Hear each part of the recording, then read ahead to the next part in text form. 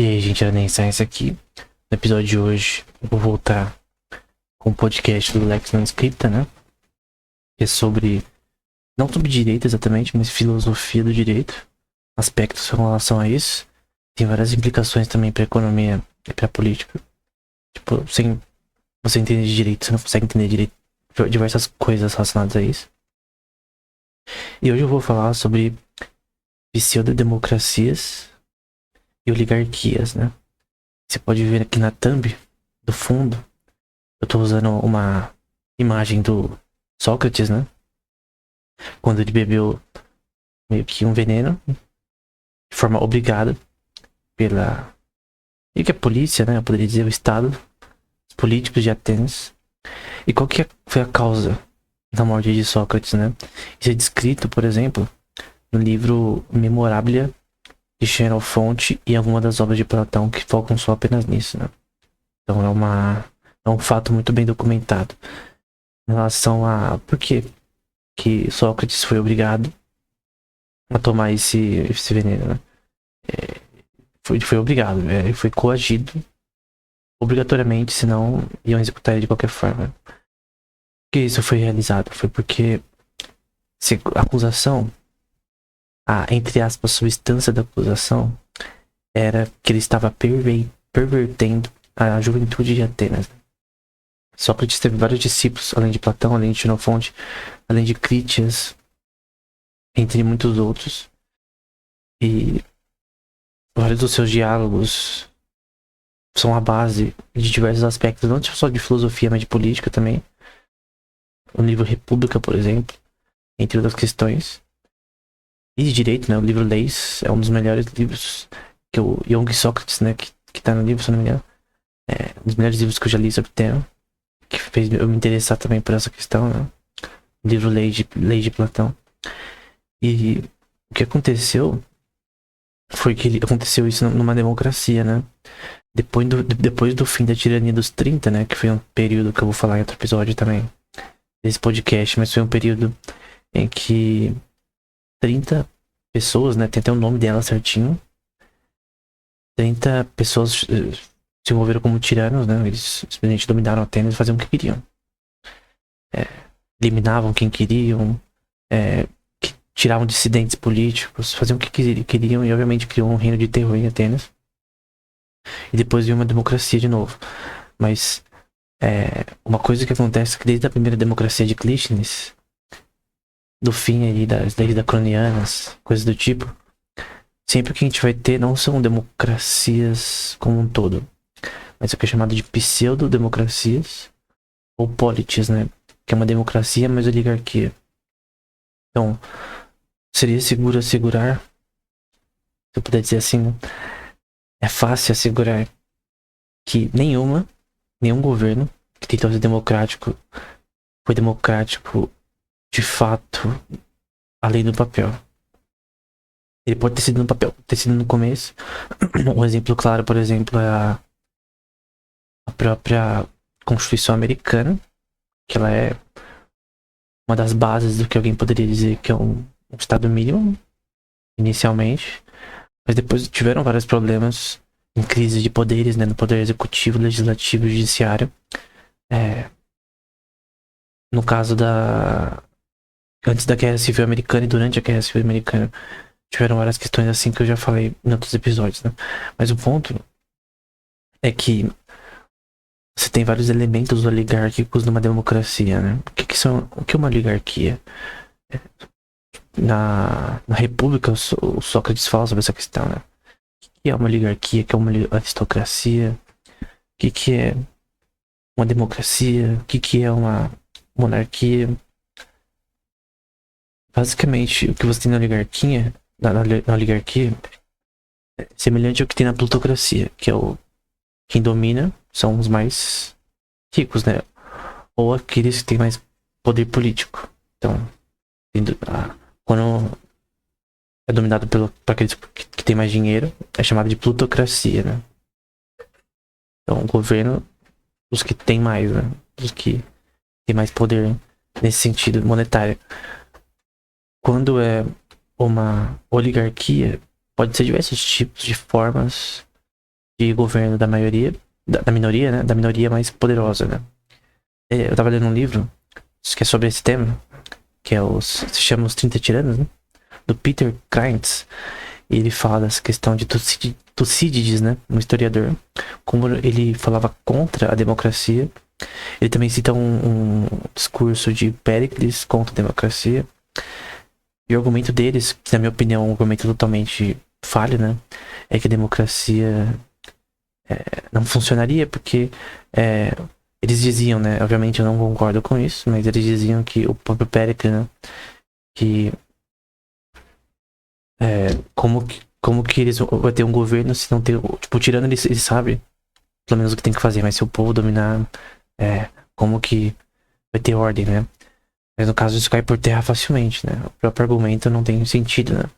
Porque os tiranos, eles só buscam seus próprios interesses e não o do povo, que é a maioria. E que no fim é que sustenta o tirano, né? De certa forma. Eu vejo, por exemplo, na Venezuela, infelizmente o Maduro, ele continua no poder, por várias razões. E na minha opinião, não, na minha opinião não. Qualquer pessoa com cérebro sabe que ele é um tirano.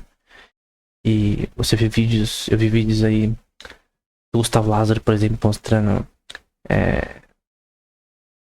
pessoas da Venezuela falando sobre essa questão, falando do Maduro e tal, do que ele fez ao longo dos anos, e como o governo dele foi um lixo, né?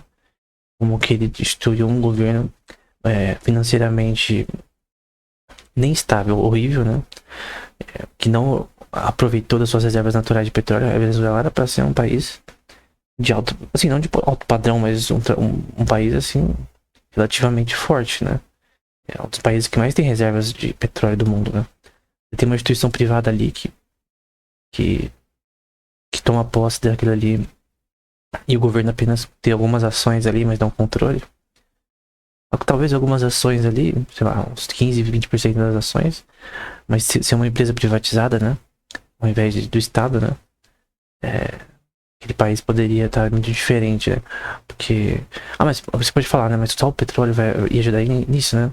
Mas a questão é que quando você tem algo tão importante, tão valioso de recursos naturais na mão de um país, você privatiza, você dá liberdade econômica nesse contexto, você tem um flow de capital ali muito grande que, no fim, é o que cria desenvolvimentos econômicos, né? O que fez a Coreia do Sul sair da crise que ela tava depois da sua guerra, né? Depois da Segunda Guerra Mundial e depois que os japoneses destruíram tudo, depois da Guerra da Coreia, né? Foi exportações. Eles começaram a produzir, aproveitaram fábricas japonesas que já tinham lá. Às vezes mandava a pessoa pra Europa pra trabalhar, coreanas, né? Pra depois mandar dinheiro pra Coreia. E você pode achar que isso é totalmente primitivo, né? Como que o país vai mandar grupos de pessoas pra mandar dinheiro de volta pro país? Eu acho estranho, mas no fim é o que deu certo, né? Então a Coreia, ela é hoje o que ela é por causa que ela investiu em si mesma. Ela não ficou dependendo dos Estados Unidos pra sempre. Inicialmente ela teve recursos que foram dados pra ela, mas tem uma hora que eles falaram, a gente precisa investir em educação básica, a gente precisa investir na nossa própria indústria, e principalmente em educação privada. A Coreia do Sul foi uma das que mais, assim, não inovou. Eu tenho críticas sobre o sistema deles, mas no geral funcionou. Por mais que a Coreia do Sul tenha os problemas, né? É melhor morar lá do que na Serra Leoa. E é um dos principais PIBs do mundo atualmente, né? Beleza. Ele tá atrás do Brasil ainda. Mas ainda assim é um dos maiores PIBs atualmente.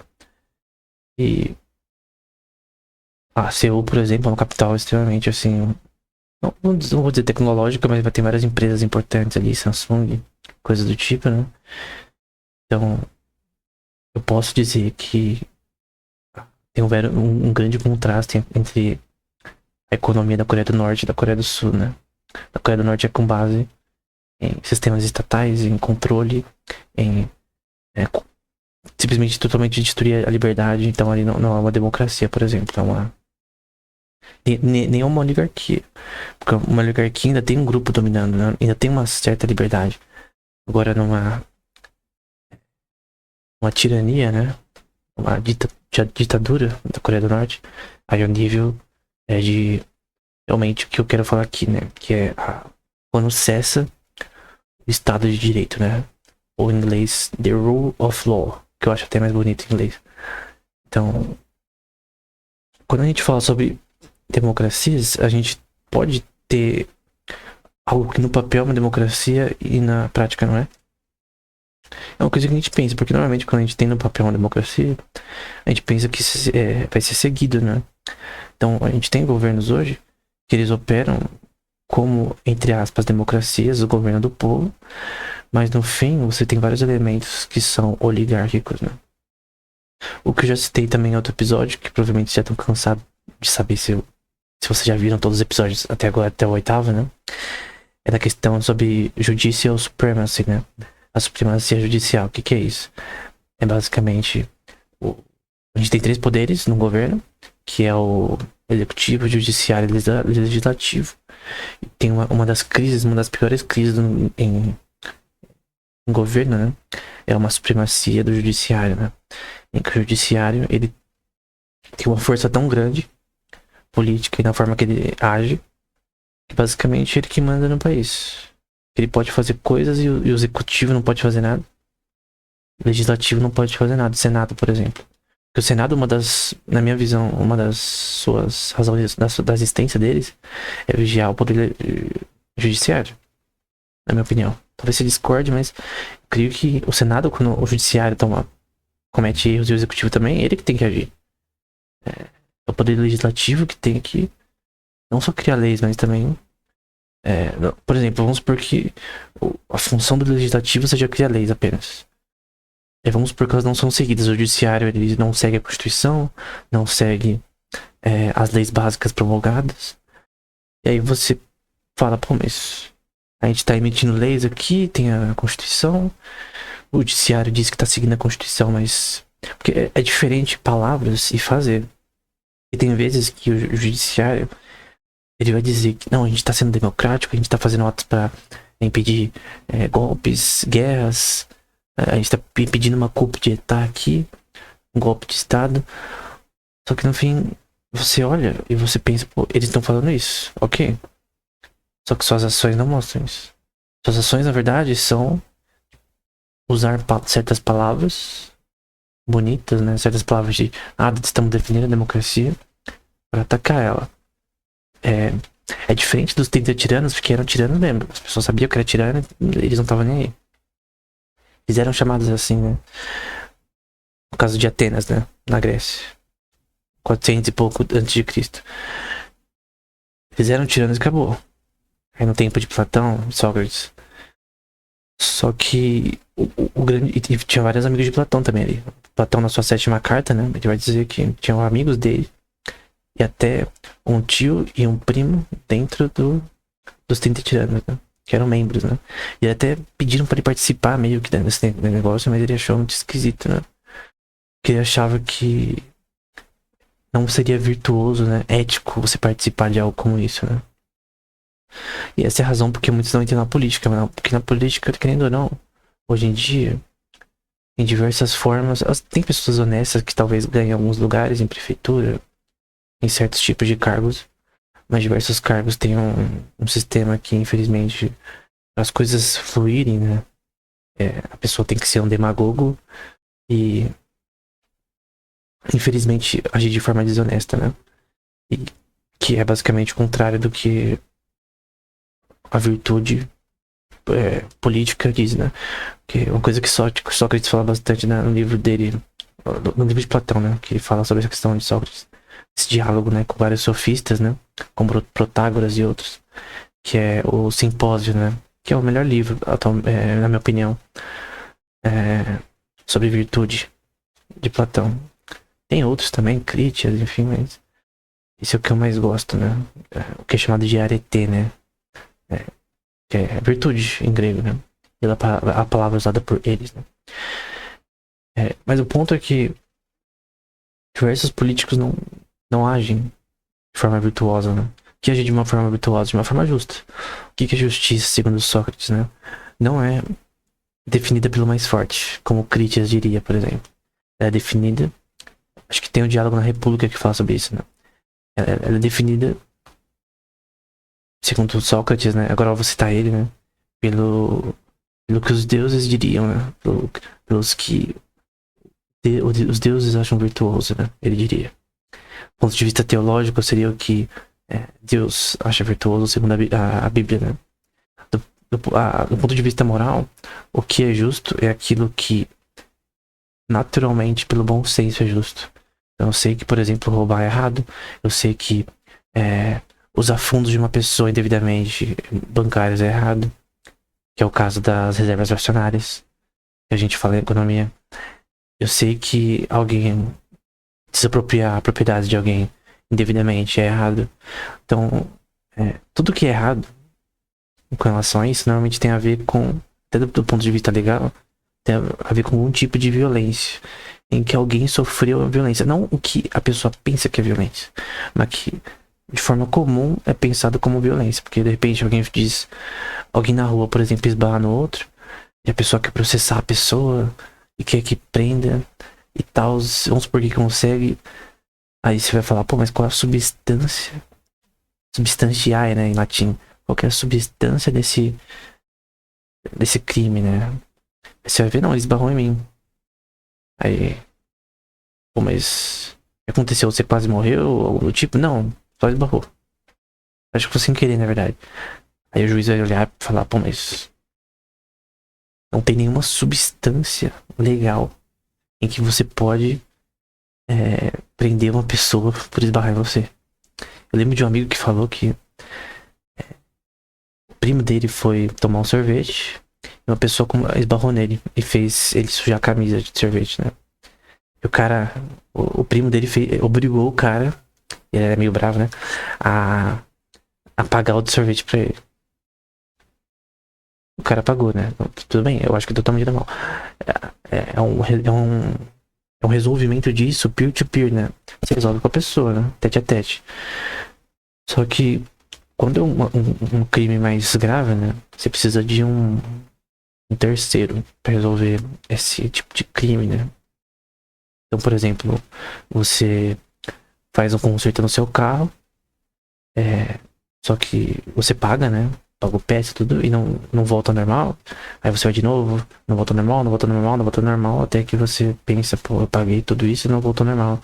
O problema, né? Aí vamos supor que você vai em outro lugar, é resolvido o problema por um preço mais barato. Aí você processa a pessoa por... vamos supor que em todo esse contexto ele te enrolou, né? É provado que a pessoa te enrolou. Teve uma fraude, por exemplo. Em preços de peças, ele colocou um preço maior do que ele deveria. No serviço, enfim, vamos supor que tenha tido algum tipo de fraude que realmente tenha uma substância legal. Então a substância é literalmente o fato em si e o que pode ser atestado como evidências, né?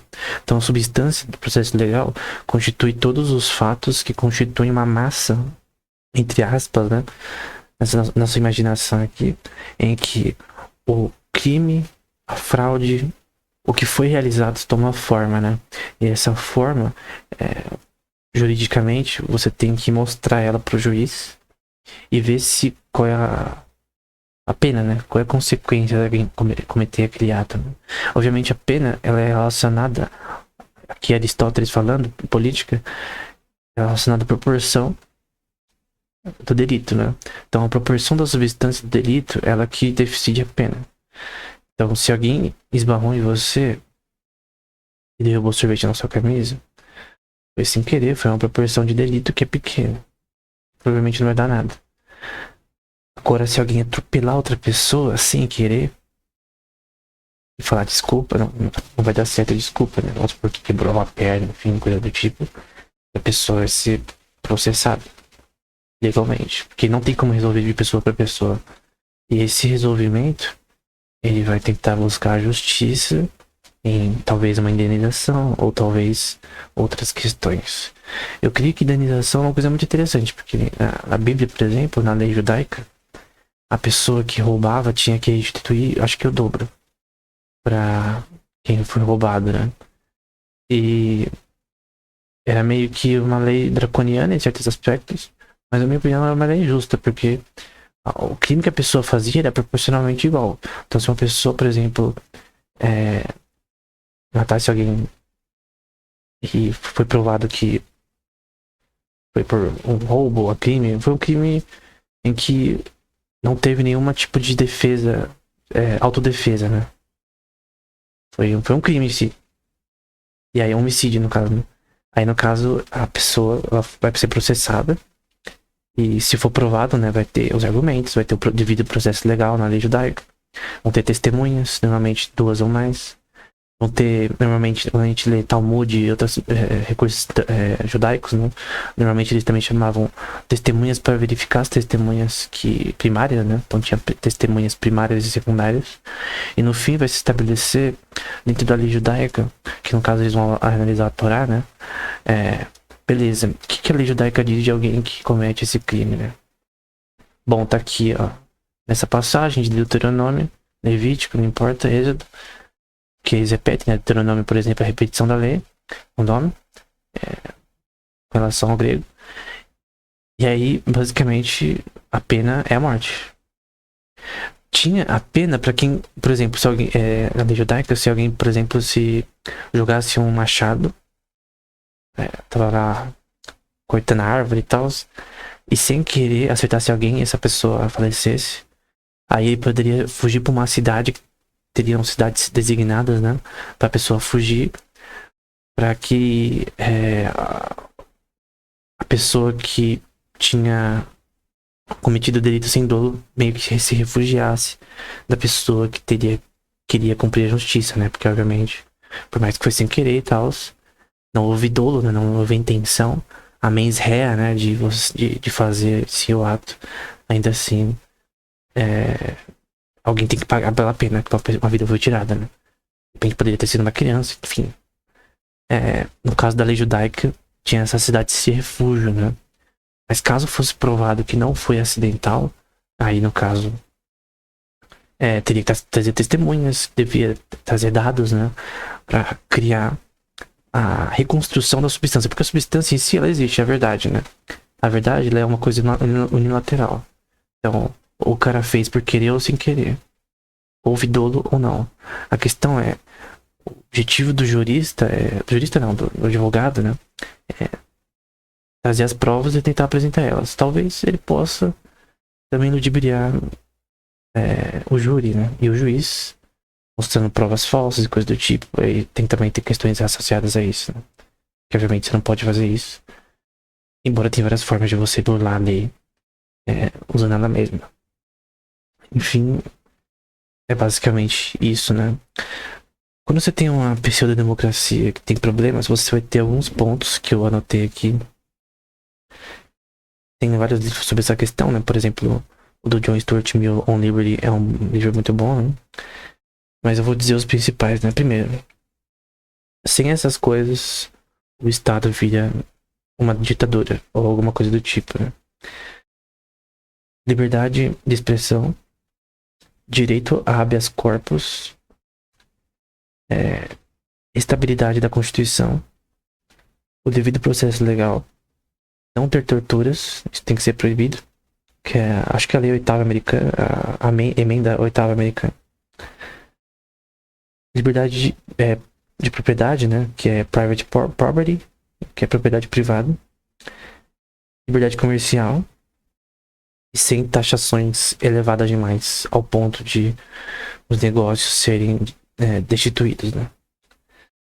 Então vamos pro primeiro ponto, que é a liberdade de expressão. Tanto na Constituição brasileira, quanto na americana, quanto na francesa, na alemã, todas têm liberdade de expressão. O que é liberdade de expressão?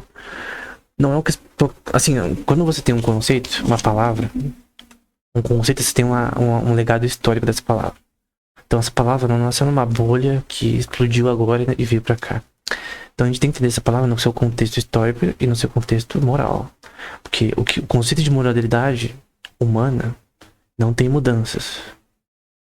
E vou tentar dizer de novo pra tentar afirmar isso de uma forma mais categórica, né? O conceito de moralidade humana não muda. Então, roubar é errado hoje, amanhã e para sempre. Fraudes bancárias são errados hoje, amanhã e para sempre. E ontem também foi. Que, moralmente, no contexto de sociedade, é bom ser isso que ser errado. Então tem as leis que seriam as leis áureas, né? As leis naturais, né? É o título do podcast, né? Lex não escrita. São leis não escritas que todo mundo conhece. Sendo ser humano, né? Até questões genéticas, comportamentais tem a ver com isso, né? Então, sem liberdade de expressão, basicamente, a pessoa não pode falar contra o rei, não pode falar contra governadores, não pode falar contra os sátrapas da época, né?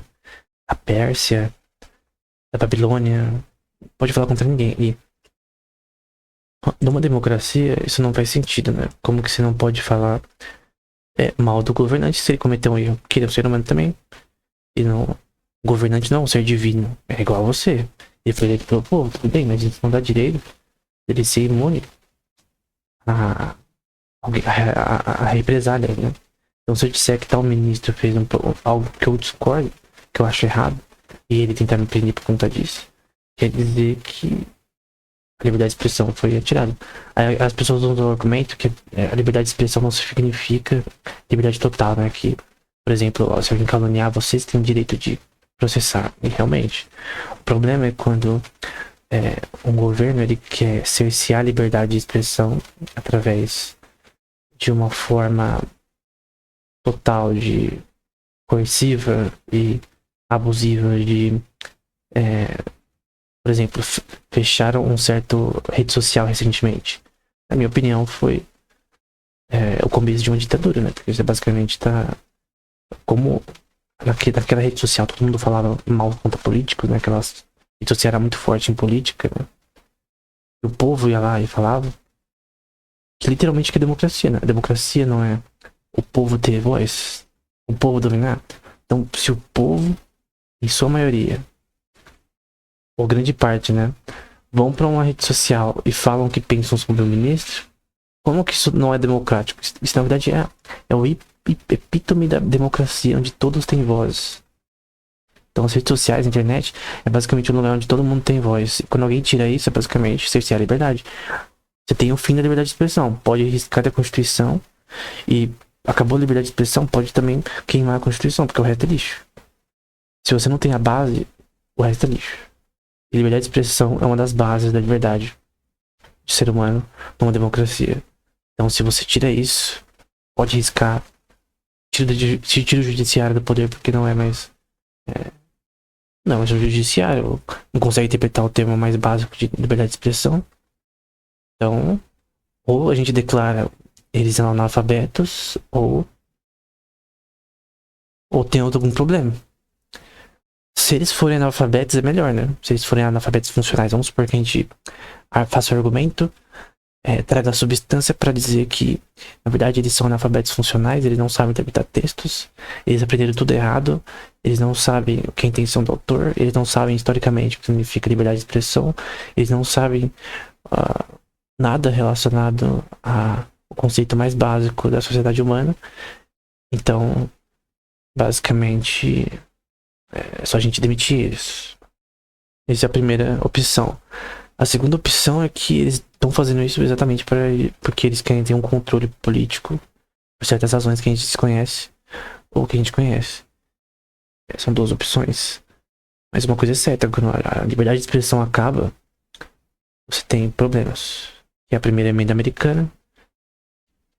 E na Constituição brasileira, tá na Bill of Rights da Constituição brasileira, né? Habeas corpus, por exemplo, eu lembro de um bodybuilder, né, que foi preso por estar com esteroides, só que ele não vendia. A acusação da denúncia falou que ele vendia. Só que essa acusação se mostrou infundada, né?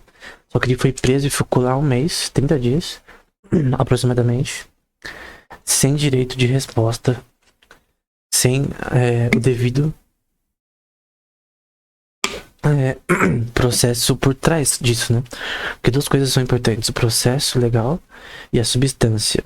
A substância, ela não foi verificada. Ou seja, eles prenderam com base numa denúncia e deixaram ele preso 30 dias numa prisão com um monte de bandido. E poderia até ter, em alguma ocasião, se os caras não gostassem dele, ele poderia ter, ou tiver feito alguma coisa errada, né? Ele poderia ter se ferrado, né? Ter falecido. Como aconteceu, ele vai falar posteriormente, né? Com alguns caras ali dentro que fizeram merda, né? E basicamente ele foi cerceado da sua liberdade por 30 dias por algo que ele não cometeu, que no caso é vender. Ele só comprava e usava para si mesmo. E até a quantidade ali era de uma pessoa que usa pra fins de bodybuilding, né? Fins de estéticos ali. Isso não é crime, no caso. Você ter esses esteroides, né? Só que ele não teve direito inicial a habeas corpus, né? E a questão é quando o advogado ele pode dizer que essas acusações são infundadas, não tem provas disso. O que foi achado ali não é o suficiente para tal acusação. Então não tem substância da acusação em si. Então basicamente ele deveria ter sido liberado ali nos primeiros 3 dias.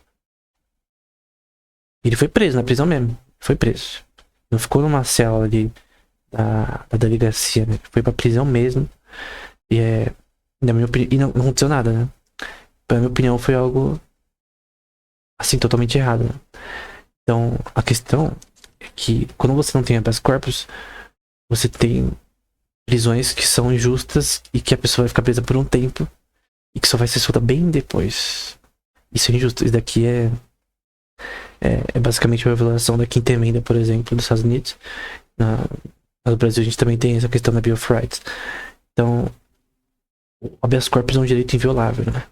O Abraham Lincoln violou esse preceito na Guerra Civil, por exemplo. Então teve um tempo, por conta de guerra, que ele cessou o habeas corpus, né? Na minha opinião, também não deveria ter sido feito, porque eu tenho que falar de Star Wars, né? É que nem o Palpatine, sendo imperador do Star Wars, né? Quando ele acabou com o devido processo legal e com a necessidade de substâncias para inferir casos legais, né? Então você tinha caçadores de recompensas na história do Star Wars, né? Que poderiam executar ordens ali de prisões sem substância legal nenhuma. Era chamada de Eriadox, né? Você pegava lá, ali o comando com relação aos documentos, né? Com relação à prisão. De qualquer, assim, tinha as pessoas certas, tinha os grupos certos para emitir prisões. Tanto como o Império quanto setores corporativos e coisa do tipo. Mas elas poderiam ser emitidas sem substância legal nenhuma. E sem habeas corpus. Tem o caso na série Endor, que ele é preso por andar rápido ao ter pessoas fugindo perto dele numa praia. Não lembro de que lugar era, mas numa praia. Ele foi preso e a pena foi de 6 anos por ele andar rápido. Porque todo o sistema jurídico ali estava primeiro sem liberdade de expressão, sem devido processo legal e sem a questão da substância, né? Simplesmente falou, ó, substância legal, acabou. Simplesmente pode perder todo mundo que quiser e acabou. E o Senado aprovou, se eu não me engano, isso, naquela época. O Senado aprovou. Então é uma coisa. Era uma história fictícia, né? No Star Wars. Mas é um exemplo que em casos de guerra ou tentar mostrar, porque sempre o governo ele pode tentar usar uma narrativa forte para tentar fazer alguma coisa, né? Então se o legislativo aprovar, enfim, a questão é que você tem que ter uma concordância entre os 3 poderes, né? Você não pode ter um poder maior que o outro. É o que é chamado por Thomas Jefferson de concurrent review. Você tem que ter primeiro, uma interpretação da Constituição que tenha bom senso, que não seja totalmente sem controle, né? Porque se tem uma Constituição é pra ser seguida, né? Se ela não é seguida, então você tá sendo deuses sobre a população, você tá sendo tirano. Você tem que ser servo da Constituição, né? Esse é o que o jurista tem que fazer. E se você acha que tem alguma coisa incorreta na Constituição, que você fale ao Senado que seja votado para mudar. Então, teve emendas que foram mudadas na Constituição dos Estados Unidos, que na minha opinião foram corretas, como a 13, por exemplo, e a 14. E no caso, foram adicionadas com a condição, né, eu acho que de 2/3 do Senado, uma coisa assim, pra aprovar mudanças na Constituição. Esse 2/3 normalmente é usado bastante em certas constituições. Eu não sei se é do Brasil também 2/3. Mas basicamente é isso. Então, você tem que ter um controle também de. Não um controle interpretativo da Constituição, mas interpretar de forma correta. Porque quando, por exemplo, quando o povo fala e mostra como acontece agora nas redes sociais, que a democracia tem sido totalmente destruída, que você apresenta textos da própria Constituição e que falam o contrário do que o jurista está dizendo, ele não tem poder sobre a Constituição. O jurista ele não tem poder interpretativo sobre a Constituição. Porque as pessoas não são idiotas. Né? E no momento que ele pode fazer isso, é uma pseudo-democracia. Não, é só no papel, é uma oligarquia. No caso no poder legislativo, né, que tem parlamento, como na Inglaterra, você pode também ter uma supremacia do parlamentar. Que é a mesma merda. Basicamente eles fazem as leis que eles quiserem, eles que mandam no país. O problema do judiciário é que tem menos pessoas ali, é pior ainda. É a tirania dos 11, né? 11, 9. E, bom, o que for, né, no país. Normalmente tem que ser mais que 5, normalmente o número ímpar, né? Pra ter votação. Se ter par, vai ficar empatado em votação, né? Então 7 talvez seja muito pouco, 9 tá no meio ali. 11 talvez seja o ideal. Mas a questão é que a gente tem 9, 11 tiranos num certo país que fazem o que querem. E o executivo judiciário não pode fazer nada. Obviamente o executivo atual de certo país é fraco, né? É fantoche. Mas o problema é que você não tem um legislativo que... Se bem que tem certo país que o legislativo ele tá fraco e o judiciário tá super forte e o executivo é um banana, né? Então aí você tem uma base muito fraca no legislativo, né? Até tem pessoas que falam contra o que está sendo feito, mas não, nada é feito na prática, né? Várias questões de burocracia, várias questões de... Tem o líder que tem que ser ele, que tem que protocolar certas coisas. Várias questões, né, da forma que o sistema é feito, que cria inconsistências burocráticas na própria função do Senado de cumprir o seu papel. Às vezes ele cumpriu, tirando certo presidente aí no passado, por exemplo, mas às vezes não cumpre, às vezes nem consegue cumprir mesmo se ele quisesse. Então, tem pessoas também que são compradas financeiramente, enfim. Mas quando você tem uma crise nos três poderes, você tem uma pseudo-democracia, uma tirania, né? Uma oligarquia. Uma oligarquia feita pela uma elite política, né? Não uma oligarquia plutocrática, né? Feita pelos mais ricos, né? É feita pelos aqueles que têm mais poder do ponto de vista demagógico de eleição, ou são eleitos sem o princípio do povo. Eu creio que o judiciário deveria ser eleito do povo. Se é um poder tão forte, ele deveria ser eleito pelo povo. Porque na jurisprudência, querendo ou não, virtude é a base fundamental.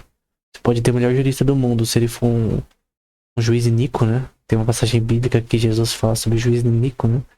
Que ele só aceitou a causa da viúva ali pra fazer justiça a ela, mesmo sabendo que tinha substância legal no processo, que ela ficava importunando ele, né? Jesus fala que Deus não é assim conosco, né? Ele é um juiz fiel e bom para as nossas petições. Só que muitos juízes, seres humanos, né? Eles vão cometer erros, né? Eles são naturalmente imperfeitos. Né? Então, naturalmente, você tem que ter um legislativo e executivo que vigia o judiciário e vice-versa. Eu não creio que o judiciário tem poder sobre a Constituição. Que ninguém é analfabeto funcional, né, nas democracias atuais. Então, somente no Senado, né? Você acha que alguém no Senado não sabe ler? O que significa ali a palavra de liberdade de expressão? Quando só um grupo pode dizer o que aquilo significa, então o texto perde o seu valor, porque se só você pode dizer o que significa, só o cara que tá no judiciário pode dizer o que significa o texto, vamos supor que alguém só no executivo poderia dizer o que significa o texto. Então o texto não tem significado. Você põe o significado que você quer. Que tem um paper do Sandy Law que fala dessa questão, né? Sobre Constitutional Interpretation.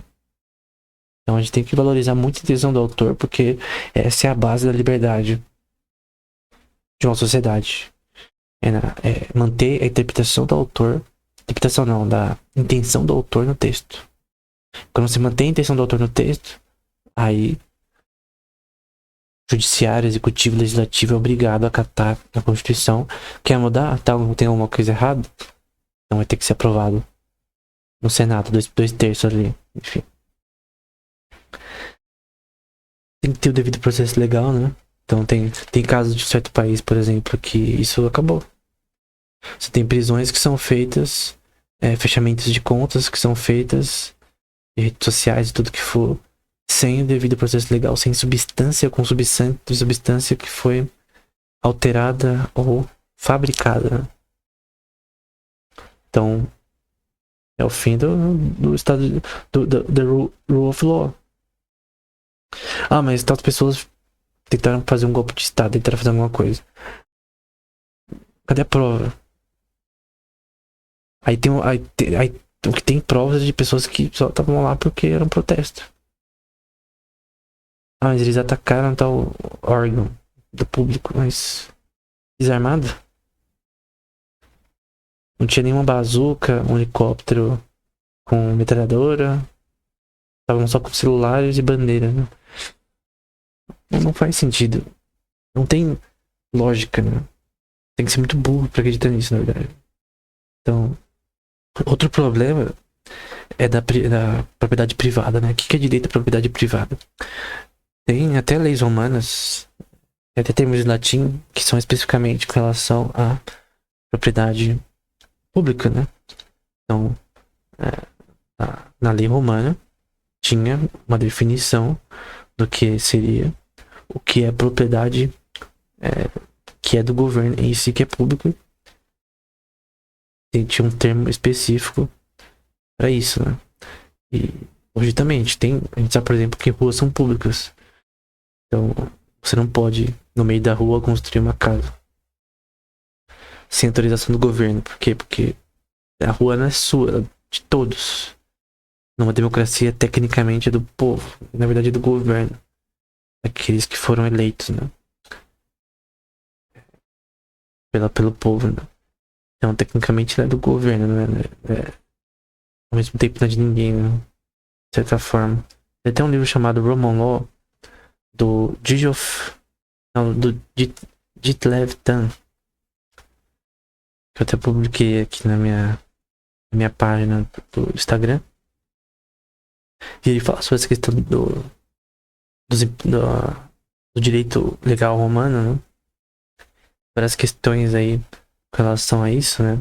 Eles tinham o que era chamado de 12 meses, né? 12 meses, ou 12 tables, né? Que era como se fosse a constituição da República Imperial deles, né? Por exemplo, no caso de procedimento, né? Que procedure era mais importante que a substância do caso, né? Que é o legis actio per conditionem. Então, o procedimento legal era mais importante que a substância da legal. Eu não concordo com isso. Eu queria que o procedimento é secundário à substância, porque você precisa da substância para provar que alguém fez alguma coisa ou não, né? Então, se você puder, com dinheiro, né? Burlar os procedimentos legais para você estender aquelas questões jurídicas de instâncias, né? Você estender uma instância, fazer várias questões para você achar brechas na lei para fazer uma pessoa se safar, né? Ilegalmente, né? Na minha opinião. Aí, no caso, na minha opinião, substância tem que ser maior que o procedimento. Eu creio que em certo país, que não vou citar o nome, o procedimento ele tá acima da substância. E isso é um problema, né? Porque a gente sabe que, tipo, o povo sabe que tal pessoa fez isso, tal político. Só que, por questões de procedimento, de processo, ele meio que conseguiu burlar as coisas pra conseguir sair pela tangente, né?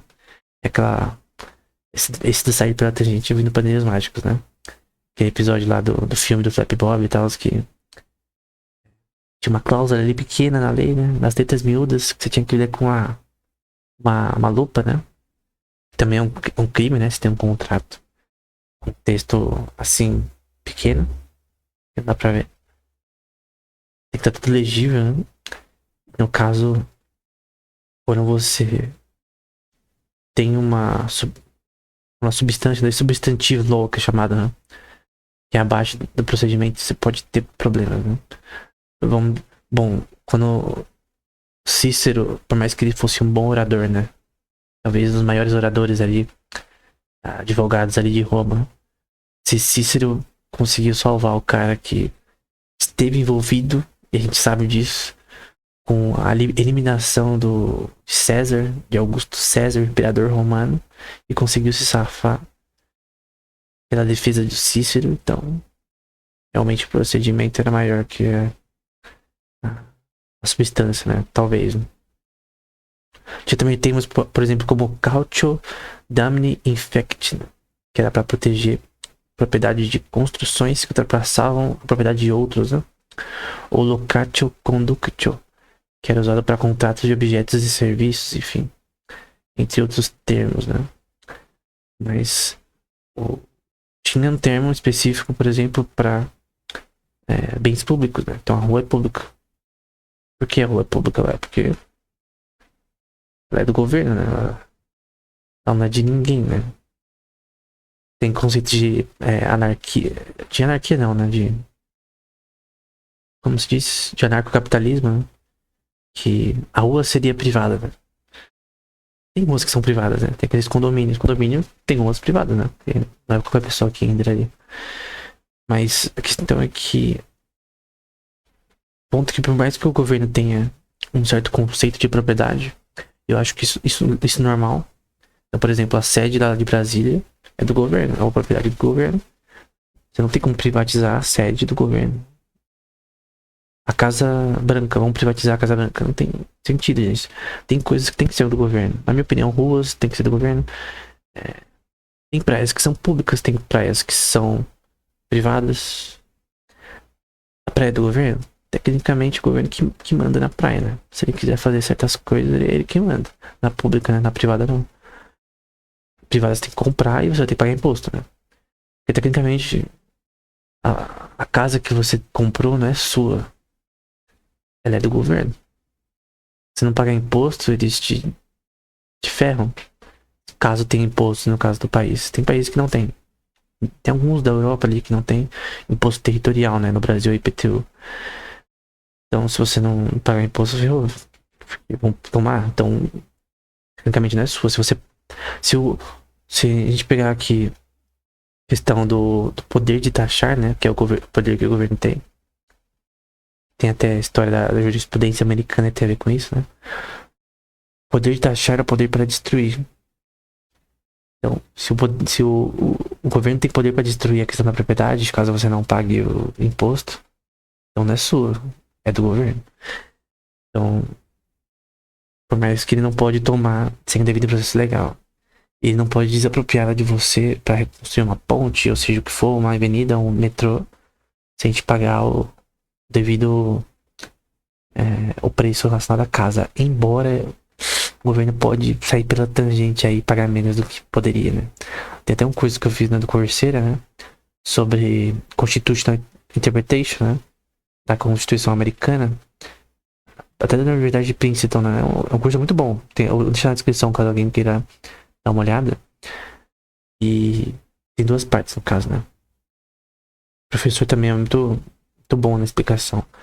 E ele fala, teve um episódio que tem uma aula, né, que ele fala sobre essa questão, né? O que acontece quando o governo ele quer construir alguma coisa ou quer fazer alguma coisa e ele quer comprar a sua casa, né? Ele pode tomar a sua casa? Claro que não. Na China pode. Na China o governo tem esse poder, porque lá não tem liberdade privada total.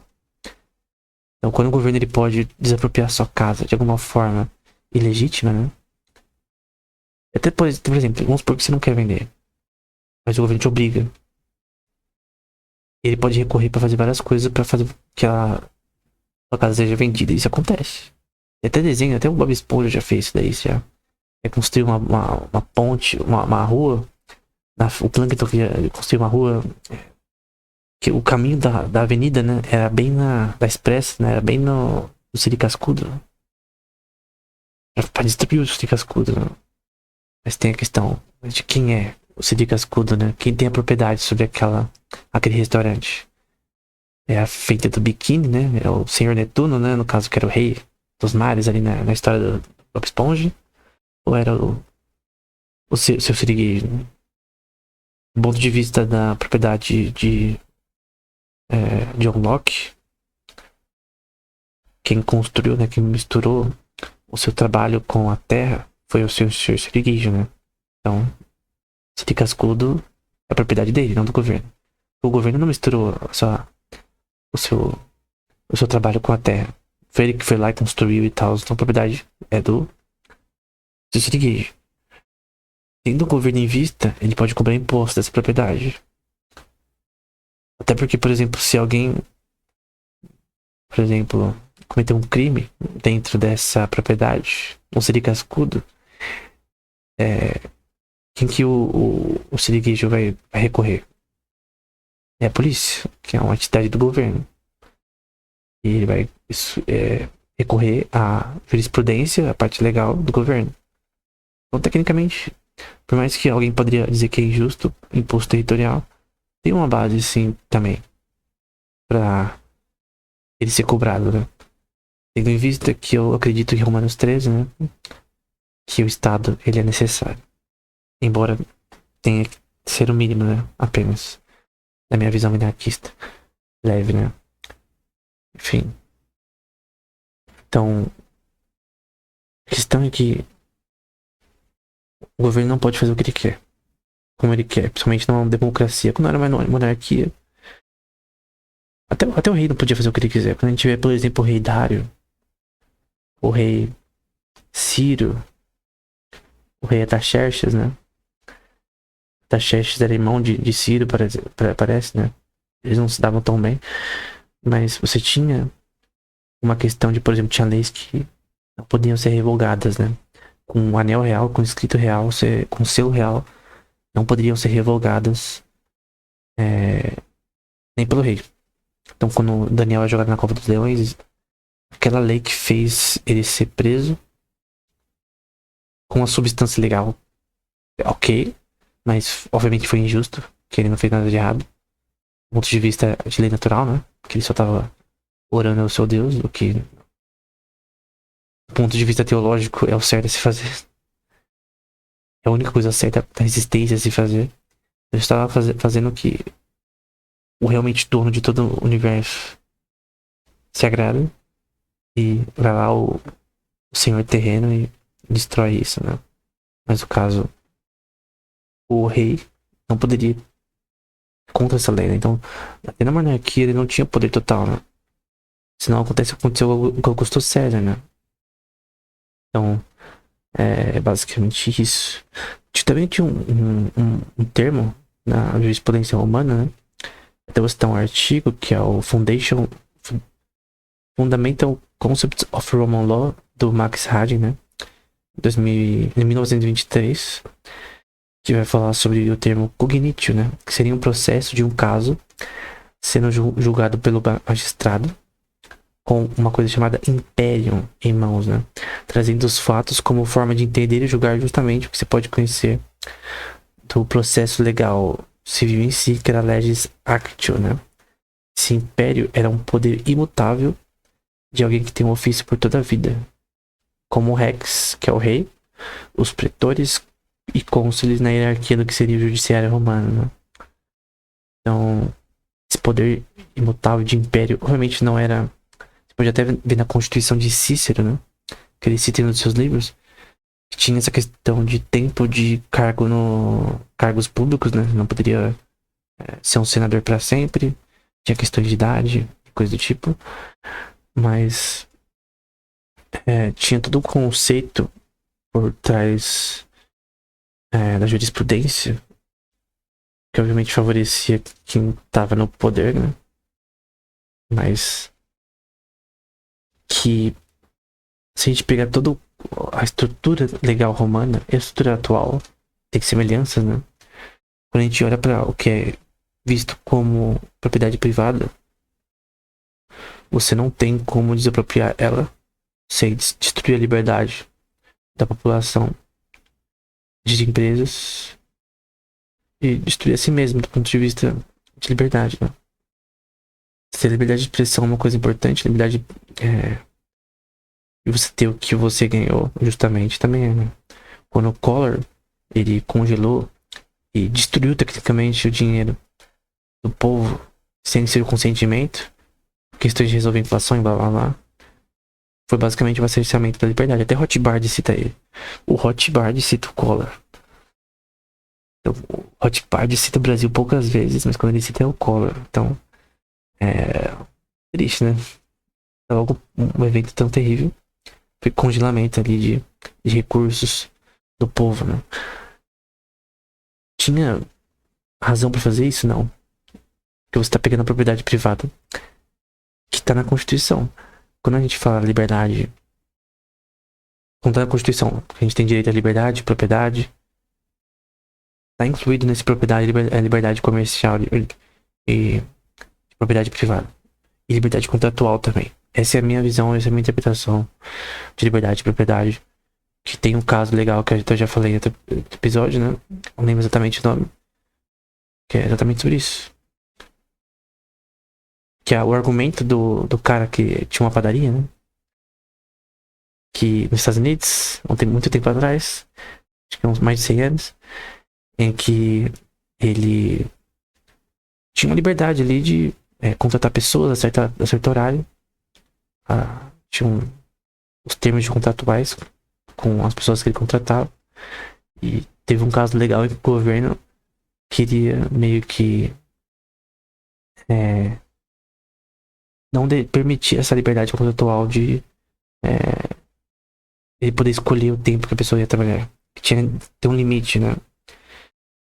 Eu creio que esse limite é importante, mas eu creio que a gente sempre tem que visar pela liberdade contratual. Então a liberdade contratual é basicamente os termos de contrato são entre o patrão e o funcionário. Obviamente pode ter inconsistências em que ele é abusivo e isso deve ser contrariado, né? Não deve ser permitido. Mas tem casos em que essa liberdade é algo essencial para o serviço, né? Por exemplo, um motorista de Uber, um motorista de aplicativo de iFood, motoqueiro, né? Entregador, né? Ele tem que decidir quanto tempo ele vai trabalhar. Se ele quiser trabalhar 20 horas por dia, ele que decide. Ele que vai agir com as consequências. O governo não pode ir tentar criar limites contratuais da Uber com o motorista para impedir que ele possa ganhar o que ele quer na hora que ele quer para fazer o horário que ele quer. Então tem a questão de contratos entre pessoas e o contrato da pessoa com uma empresa. Quando a gente fala de Uber e iFood, né? Na minha opinião, a liberdade contratual deve ser estabelecida, né? Essa é a minha visão. Que quando a gente vê a liberdade, o direito à liberdade e propriedade, tá incluído ali. A vida também, né? Também tá incluído. Tanto na americana quanto no Brasil, na Alemanha, da França. Também significa liberdade contratual, né? E eu creio que isso é algo óbvio, na minha opinião. É um direito, no caso, que está imposto na Constituição do ponto de vista da interpretação óbvia do texto, né? Então, eu creio que quando você tem um cerceamento da liberdade da propriedade privada, como a gente vê na China, né? Em que, tecnicamente, eles têm poder sobre... por exemplo, tinha um cara... São dois motores... Eu não vou falar que eles são motoqueiros, né? Eles viveram muito tempo na China, né? Eles fazem vídeos sobre a China. É um careca e outro cara... São dois americanos, né? Eu não lembro o nome dele, né? Mas tem um vídeo que eles falaram como eles alugaram casas na China. Eles estavam cansados de o governo, às vezes, tirar eles de lá sem motivo. Ele estava alugando uma casa e ele falou, não, então você tem que sair. O governo. Ele pode fazer isso com o cidadão. Se alguém tem uma casa ali, eles podem tirar a pessoa da casa e falar, você vai ter que morar em outro lugar. E acabou. Então é uma coisa que o governo chinês pode fazer, porque lá eles vêm na própria constituição deles, né? que é totalmente virada pra esquerda, né? Infelizmente, eles têm um conceito de propriedade privada diferente. E não tô falando só de bancária, tô falando do ponto de vista de real estate, né? Que é a propriedade física, terras. Então eles têm uma visão diferente, uma visão que na minha opinião é inaceitável. O que mostra o cerceamento da liberdade. Não é uma democracia. Você não tem o direito do povo defendido, como que é uma democracia? Os termos da democracia é o efetivo pro povo, não pro governador, pro presidente. Quando você não tem isso, você tem ou uma oligarquia, que a China é uma oligarquia política. E o povo não. Se o povo protestar, o que acontece? Se o povo quiser fazer a sua lei, o que acontece? Aí eles são presos, são atacados, enfim. Aí você vê, entre aspas, liberdade, né? Eles vão falar no papel que é liberdade, na mídia, mas na prática não é. O que importa é a prática. Então, tá tendo uma substância legal. Você tem a verdade, você tem as construções, né? Imagina como aqueles rolos de lã com várias agulhas, né? Então, a substância legal é aquele rolo. Só que você tem. Vamos supor que a verdade está escrito uma dessas agulhas, né? Você tem que achar quais que são as corretas, né? Aquelas que realmente afetam aquele rolo de lã. Muitas não, muitas você vai tirar e não vai estar crustada ali, né? Não vai estar. Como posso dizer? É como se a substância pudesse ser construída de forma mentirosa, né? Mas tem que ter verdade. Então você pode construir a substância com dados errados e conseguir, através do procedimento, dos processos legais, mudar as coisas, né? E fazer que a substância não seja tão importante.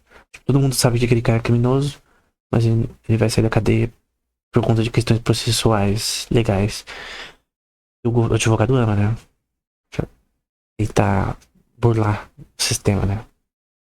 Acha brechas na lei, na Constituição, pra defender o seu cliente, né? Mas enfim, no geral, eu creio que pseudo-democracias, oligarquias tem desde a época de Roma, de Roma e também da Grécia antiga, desde Atenas, porque eu tô falando de democracia, eu tô falando de monarquias, né? Então as democracias que tiveram eram desde a primeira, desde Clístenes, oligarquias. Tinha aqueles grupos majoritários que lideravam. E eles não queriam abrir mão disso, não. Hoje em dia a gente tem oligarquias também. Eu não creio que exista uma democracia de verdade. É tudo pseudo-democracia, tudo. Tem níveis em que você tem uma oligarquia mais pesada. Tem a questão de oligarquias que tem menos controle. E talvez não seja uma oligarquia num sentido mais pleno. Mas uma democracia que funciona totalmente bem, perfeitamente, não. Até porque o ser humano é nascido em pecado, né? Então, obviamente, sempre centenas de políticos de um país sempre vão ter aqueles que vão querer se aproveitar do sistema. Mas no geral, era isso, né? O que é uma pseudo-democracia? Basicamente uma oligarquia. Uma polity, né? Como Sócrates e Aristóteles diziam, né? É uma democracia misturada com oligarquia. É exatamente o contrário do que o nome diz. Então por isso que esse é o maior problema. Não só atualmente, mas historicamente da democracia. É a melhor forma de governo que existe no momento. O futuro que vai ser teocracia, né? Só se esperar pra ver. Mas até ter uma teocracia, a gente vai ter que ficar com as democracias, né? E pode ter certeza que elas continuam sendo abusadas, continuam tendo crise nos poderes. Enquanto essas crises não forem resolvidas, né? De forma que todo mundo vai ter nojo de que um poder seja mais forte que o outro e que cerce a liberdade das pessoas até isso acontecer de fato. Porque tem pessoas que defendem a oligarquia. Eles clamam democracia, mas tá na cara que é oligarquia. Tá na cara que tem um grupo que manda. É um grupo minoritário de 10 pessoas, 11. Enfim. Que manda mesmo. Os outros poderes não fazem nada. Nem tem como fazer nada. Daí que você tem uma supremacia. Pode ser uma supremacia do executivo, que é um ditador, né? Pode ser uma supremacia do judiciário. Pode ser uma supremacia parlamentar, caso haja, né? Pode ser uma supremacia legislativa. Não sei se legislativo pode fazer uma supremacia também. Mais parlamentarismo, né? Mas no geral. Era isso. Até o próximo episódio.